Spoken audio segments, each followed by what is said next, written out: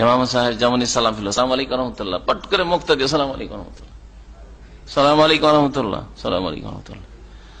এখানে নামাজ পড়ার পরে হঠাৎ করে ওখানে গেলে একবারে বিব্রত হইতে হয়, আরে কি করছে রে, অপেক্ষা করে বসে আছি যে দুই দিকে আমার সালাম ফিরা হোক, তারপরে সালাম ফিরবো, আর ওই দিকে সালাম ফিরার সাথে সালাম ফিরে বসে আছে।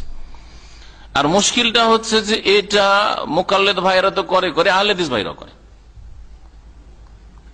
আমি আমার জানা মোতাবেক আহলে হাদিস মসজিদের অবস্থা এটাই, জানি না আপনারা এই সম্পর্কে কি বলবেন না বলবেন, কিন্তু আমার যেটা জানা। আর আমি একটা বড় মাদ্রাসায় গিয়ে গত সফরে বলে এসছি, সেখানকার উস্তাদদের সাথে আমার মিটিং ছিল, তাতে যে আপনার মসজিদ থেকে তারা বেরোলে একসাথে, আমি বললাম যে আপনাদের নামাজের ছাত্রদেরকে আপনারা এটা শেখান না, এটা তো ঠিক না এই আমলটা, এইভাবে যেটা আমাদের দেশে চলছে।